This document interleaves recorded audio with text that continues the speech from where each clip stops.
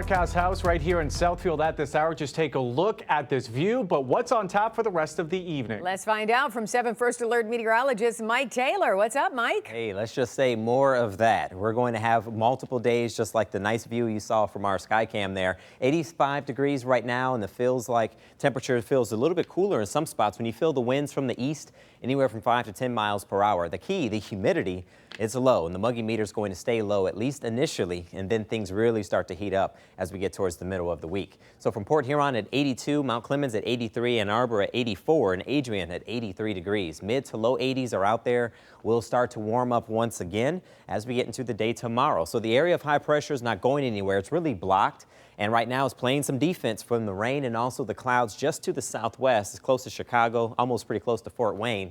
That's going to stay away from us, and we could really use some rain.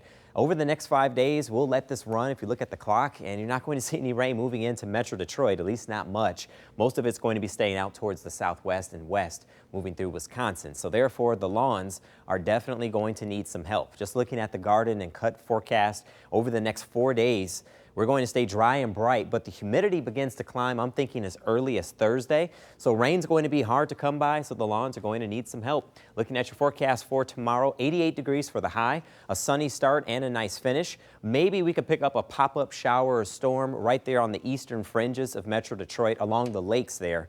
Outside of that, it's really just not a good chance. And as we get towards this tomorrow evening, clear skies once again, a quiet evening setup. And for the rest of even today, it's going to be pretty nice. Jumping ahead into your Wednesday, the sunshine stays consistent, but then the humidity begins to climb a little bit. So even though we'll have highs in the upper 80s, when you add the humidity, it's already going to start to feel like the 90s. But I'm thinking the official 90s begin to arrive as early as Thursday.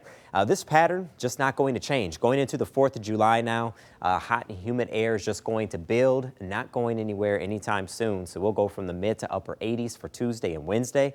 And then by Thursday into Friday, 90s are going to be prevalent. The lows begin to climb out of the 70s as well. And looking at the 4th of July weekend, we'll stay in the 90s. 93 degrees is going to be the high temperature. So for the PGA Tour as well, we're going to stay hot and humid. And as we march on into the holiday weekend, nothing really changes. Looks like our best chance of rain is going to hold off until this time next week. But the radar app will have you covered. We have our 7 First Alert app there, and it's free. Comes in handy with the radar that you can control. You have Storm Shield as well for when those storms return. Wow, hot, hot, hot. All right, thanks, Mike.